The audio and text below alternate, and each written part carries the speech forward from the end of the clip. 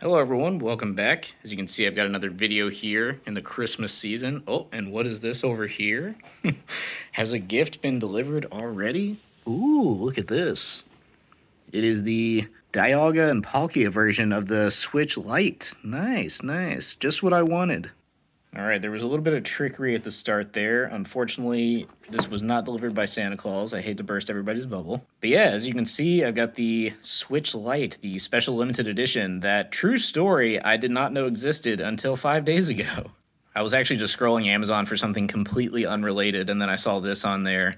Actually, you know what it was? I was looking for the OLED, because I was thinking about maybe buying the Scarlet and Violet one. And then I saw this in the suggested, and not only is it half the price, but frankly, I was looking up the difference between like the regular Switch, which I already own, and the Switch OLED, and the general consensus is that there's really no reason to buy it if you already own one. So this one, however, goes in the other direction, where I don't have a Switch Lite, and given that this one's more portable and has like a better battery life and a different, configuration of the buttons, it's all just one big unit.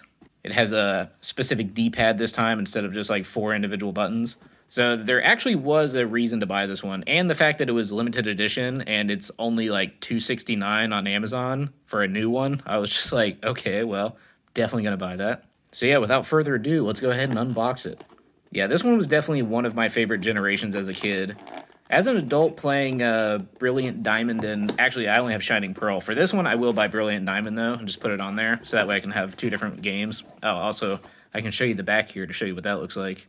I mean, I guess you're going to see it anyway, but it's just, it's good to show you the whole box. Speaking of which, there's a little side piece there. Look at that. Look how nice that looks. All right, let's try to just dig in here. I usually don't care about keeping boxes, so, I'm not really concerned with tearing this thing up while I open it. Because I know some people collect boxes, but frankly, I live in Florida. I am not a big fan of having cardboard laying around for obvious reasons. For people who don't understand the obvious reason, cockroaches are attracted to cardboard, and I've currently in my apartment have not seen a single cockroach since I moved in, and I would love to keep it that way. So yeah, let's go ahead and peel this away. Ooh, look at that. Some nice packaging in there. As you can see, it is completely sealed. Yeah, see now this, went out of focus a little bit. Come on now, you can do it, phone. You can do it. I think it's this like plastic wrapping that's messing with it. It's struggling, it's fighting for his life to get some focus there. I'm going to remove that out of the equation. But yeah, as you can see, this is definitely very different from the typical Switch, which is what makes this important to have alongside it. Because this is like, damn near Nintendo 3DS sized, which I own some comparisons that I'll show you. First, I'm going to show off the back a little bit. Ooh, look at that. Looks very crisp. Yeah, it's like engraved. It's very nice looking. I love the color scheme of this, which is another reason why I bought it, because I'm not a huge fan of the super colorful ones. So the fact that this one's just like a blackish gray model with, the Dialga and Palkia on the back, I was like, you know what? Now's the time. Just for some size comparisons here, I brought a 3DS and a Nintendo Switch over here. So let's put these close side by side. So as you can see, the screen is slightly smaller and the unit is fairly significantly smaller when you compare them side by side. Like this is the hand distance on this one, and then this is the hand distance on this one. So yeah, you can definitely see the difference. And I know the whole appeal of the Switch is being able to transfer from like docked mode to portable mode, which is obviously a very cool aspect of it. But I do like the fact that this one is just a purely portable console. Like you can see in the size of it and everything, just it feels like something that like you can just put into your pocket and just take with you on the go. This one I have only been able to fit in a very large pocket.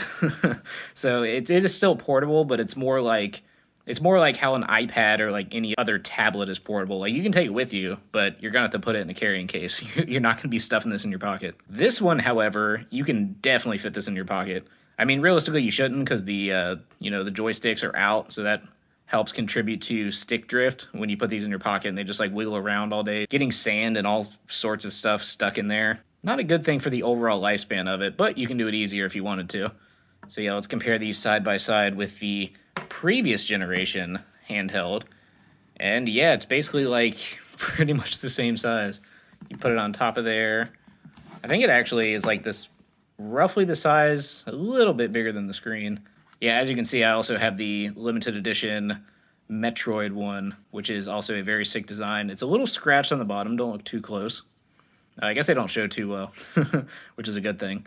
But yeah, this is one of those ones that I didn't really carry around in a case, so the bottom's a little bit scratched up.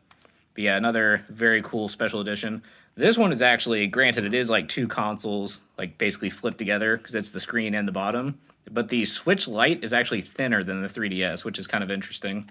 And needless to say, the Switch is leagues more powerful. Like, no shame to the 3DS, but it has definitely been outscaled in the power of the Switch, which in itself has been outscaled by the power of this bad boy. But that is definitely not a fair comparison, and that is a different video for another day. But yeah, I'm going to go ahead and pop a screen protector on this bad boy and then put the SD card in there and start loading up some games, and, you know, we'll see how this plays in comparison to the other Switch. All right, I've got it in its new home now, the fancy carrying case, which is actually pretty sturdy, as you can hear. Get some ASMR zipper. Yeah, that's good enough. There is some weird thing on the inside of here. This is like used as, it goes over it, but it's also used as a stand, which is, I guess, pretty interesting. See, I'll show you here. It's like a way that you set it up. Yeah, something like that. And then you just stick it in the side there. I didn't exactly put it on right, but you get the idea. You basically like set it up a little stand. You can play with the controller if you want to. But yeah, it's a pretty good carrying case. It's actually nice and sturdy. It's got some space in there. The only thing that is kind of annoying is this little strap, because you have to take it out every time with a little Velcro. So when you put it down in here, you have to like put this over and then Velcro over the top and then close the lid. So it's like a lot of steps. I guess it'll keep it safer being under that, but I don't know. It's a little bit of a process just to get it out of the thing. Yeah, anyway, I've got the screen protector on there. Go ahead and turn it on. I'm used to the Steam Deck where it's over on this side. So yeah, let's open it up here. As you can see, I've got some games loaded onto it already. I have not played Overwatch in like 3 years, but I just downloaded this because I have the space for it. Like, I'll go show you the storage that I have on here currently. Yeah, I currently have roughly 40-something games on here right now, and as you can see, I still have 25.9 on the system memory, and then 178 gigabytes on the micro SD. So, needless to say, I will not be running out of space anytime soon, if ever. So actually, I'll scroll over here to show you my full library so you can see there are some games in here that have pretty decent install sizes. Got Diablo in there, Digimon, Hades, both of the Mario Rabbids games, which are actually pretty good. Got a decent amount of Mario. This one's like 20 gigabytes alone. So yeah, as you can see, I have a decent amount of games here that take up pretty good amounts of memory. Also, one interesting thing to note if you are going to get two different Switches is that since Pokemon doesn't do save backups, you can actually buy one game and have two different saves on it. So like right now, if I download Pokemon Arceus on this Switch, it won't have my progress from the other one, whereas basically every other game on here has backup saves. So normally it's very annoying that Pokemon doesn't do backup saving, but the fact that you can have two different saves means that obviously every legendary and like certain mythics as well, you can get two of now. So, I mean, the no backup save kind of backfired because they're like, oh, you know, it can be exploited to like duplicate Pokemon and stuff. They always have weird reasons to stop the fans from doing what they're pretty much going to do anyway. It just makes everything more annoying in the process. But yeah, all that being said, I'll go ahead and show off some games on here. Let's start with Hades, just so you can get a good idea of how it plays. As you can see, the House of Hades looks beautiful as always. This game is very visually impressive. Every time I play it, it's so good. And I'm playing Hades 2 right now, so I don't usually go back to this one, just because, you know, I feel like the second game does everything pretty much better. But I do still like, obviously, you have a different cast of characters in this one. And as you can see, my Hades house is very, very upgraded because I've been playing a lot of this game. Yeah, I will say the feel of this console I do like better than the other one. Because as I mentioned, with the Joy-Cons on the side, you have like, there's just a little bit of wiggle when you use it because it's not one solid piece. So it does have like just the smallest amount of wiggle on there to where it doesn't feel like you're playing one solid console, which is a super minor complaint. It's not really that big of a deal. But yeah, I like the feel of this one. It definitely reminds me a lot of the kind of like the Game Boy Advance era. Like it's basically like you just took a Game Boy Advance and stretched it out is how this feels to hold. But it's also very flat in the process too. So it's like it's not exactly as wide as the other one. It just has that Nintendo handheld feel that I feel like the Switch, because of its size and just the general, you know, use of the Joy-Cons on the side, you don't get the same feeling from. And as I mentioned before in the video, you have backup saves. Oh, I hit the wrong button. I meant to go reload. But as I mentioned before with backup saves, you can actually run 2 switches at the same time. Maybe more, I'm not sure. I only have 2, so it's the only ones that matter. But basically, the saves that I have currently on this Hades, the moment that I close out of it, it'll back up the save to the cloud, and then I have my other Switch and this Switch to automatically download from the cloud. So basically, I have it to where it automatically checks to see if the cloud has the most recent save, and it'll just go ahead and download that automatically. So you can literally just, as I'm done playing this one, I can put it down, put it back in its case, and then go turn on my other Switch, and the same save will be there. So that is a really nice feature, especially because whenever I travel, I might take this one instead just because it's more portable. So I might just like load up some games on here, you know, get progress on like 6 different games, and then even if I'm somewhere that doesn't have Wi-Fi, the moment I get back home, it connects to the Wi-Fi and backs my saves up to it. And then I can just continue on my home Switch, even though they're both portable, but you know what I mean, the one that can actually dock. So yeah, that is a really nice feature. And of course, what is a Switch video without showing off Super Smash Brothers? Let's see, who should I pick? Let's do Sans. It's only fitting for the music that's playing right now. And we'll put him up against, for no particular reason, we'll just put him up against Ness. I do wish they had it on the opening screen there. That would have been nice. Yeah, I will say the one thing, the speakers on this thing aren't the greatest. Like, they're not bad or anything, but they are backfiring speakers. So, as you can hear, it's like, it sounds kind of muted when you're facing it, and if you turn it around, like, it's not too much better, but you can clearly tell that it gets a little louder when it's facing the other way. But yeah, I will say, overall, definitely works, for sure. Oh my god, I haven't played this in a while. Getting my ass kicked. Yeah, it's actually, I heard some people saying, and it is pretty true, that because the screen's smaller, the image actually looks cleaner and, like, more crisp. So even though it's, like, a smaller resolution, like, the Switch in general is only 720p, but because the screen is smaller, it actually makes everything look a little bit better. So that is a decent bonus to it there. You know what, just for the hell of it, let's load up some Overwatch 2. I'm just gonna go to the practice range. Actually, oh my god, it has motion controls. That's kind of interesting, but I'm not gonna lie, I hate motion controls. I really, unless it's like a Wii or using the Switch like Joy-Con or something, like aiming like this to me is just, yeah, I don't like it. I'm gonna have to turn that off immediately. All right, well that problem is solved, but the one thing, as I was mentioning in the Steam Deck video, is great about the analog sticks. Like this, basically, this placement up here is perfect. This one down here has always been really bad to me. Like, it's not like the Xbox one where it's like almost like right here, kind of like it's a little off to the sides of the buttons. This one being directly below the button, it puts your thumb at like such an uncomfortable, like look at the angle I have to hold my thumb at, whereas this one just sits at a straight angle like that. Look at that arch. That is not good. Like, there's really no, like, you would have to like put it on the back of your thumb like that, and there's just no way to be like accurate with that. That just feels bad. Like, you have to kind of keep it like this. The placement's not great for first-person shooters, I'm not gonna lie. Like, it's playable, but man, I would not want to go into a ranked match with this kind of controller setup. But I mean, they already did it on the Wii U, which, funny enough, I actually still have the gamepad, so I'll show you. You can see my fancy Legend of Zelda one for the black Wii U, the limited edition one. But as you can see, as much as I kind of hated the joypad here, which I'm pretty sure was what they called it. Oh, gamepad, that's what it was, the gamepad. It's a lot more comfortable when you're playing like a shooter like this, and then you just have the buttons over here, so it's not like too much of a difference between the buttons and the stick. Same thing over here. Like, you don't use the D-pad that often in shooters, but just having them like this, like on a portable console, your thumbs are at a natural resting position like this.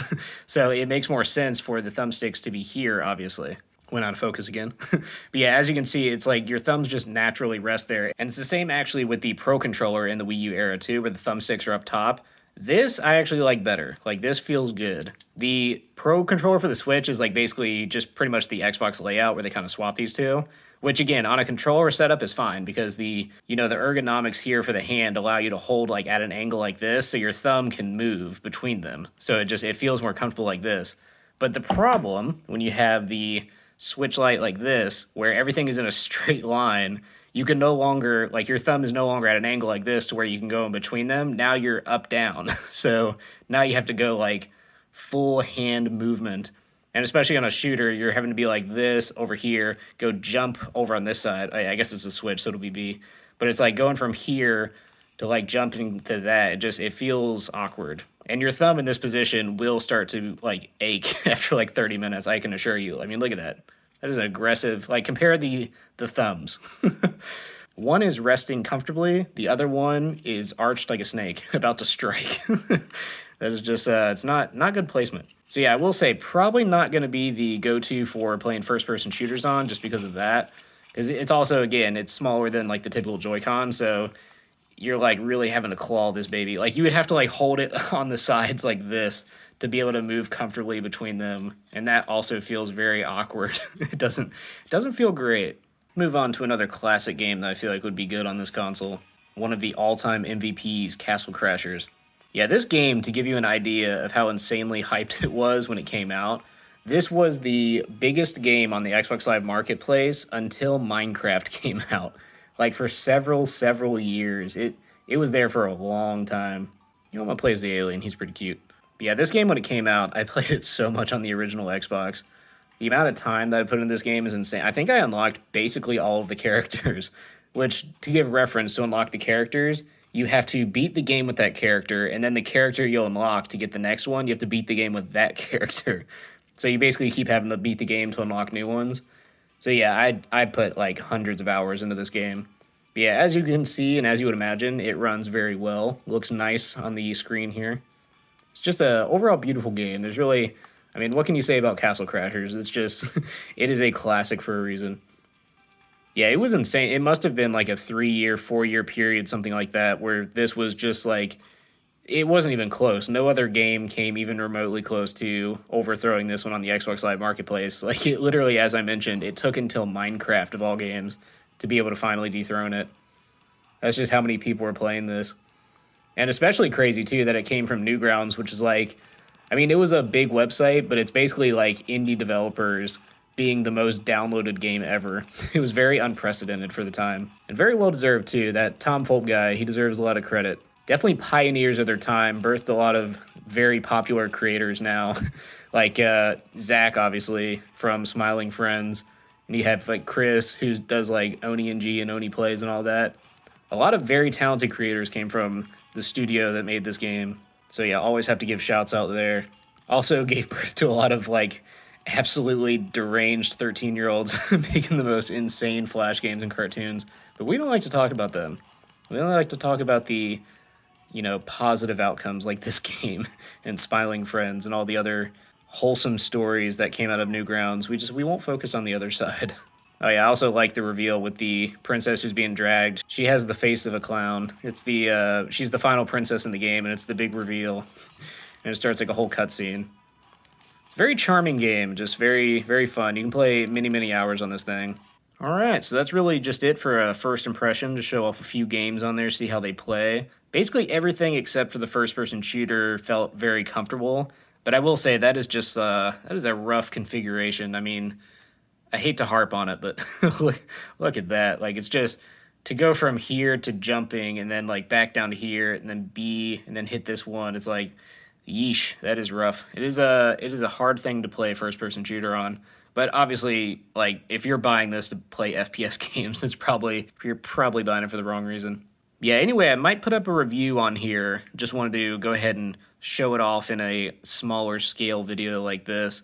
But yeah, for the price, I mean, I don't know how many of these are going to be left because they're limited edition, obviously. Again, if you need reminding, it has the Dialga and Palkia on the back. As you can see, very pretty. Nice and glistening. Very good glitter on there. It's also kind of reminiscent of the gold and silver, the way they do the metallic paint. Still to this day, that's my favorite generation, so the gold and silver really add a nice touch to it. Yeah, anyway, getting a limited edition console like this for only 269, pretty crazy because I think the general price for these things are 200, so it's like $69 more for a limited version that they only make a set amount of. It's pretty good for the value, I'm not going to lie. Especially as I mentioned with the cloud save feature that you can automatically have it upload and download the most recent cloud save. That is going to be very interesting for travel. I'm probably going to take this one exclusively as my portable Switch from now on. Even though, again, as I mentioned many times, they're both portable, but this one just is significantly more portable just looking at it. And I feel like it just feels better when you're playing in the portable mode too for this one. But yeah, anyway, that'll be it for the video. I don't know what's up next in the pipeline, but I'm going to be more active lately. So I'm going to try to do Monday through Friday, one video per day. Maybe on the weekends, I don't know, maybe some streams in there. I'm not sure. Not sure what the schedule is, but I'm trying to get back in. But anyway, hope you enjoyed it, and I'll see you in the next one.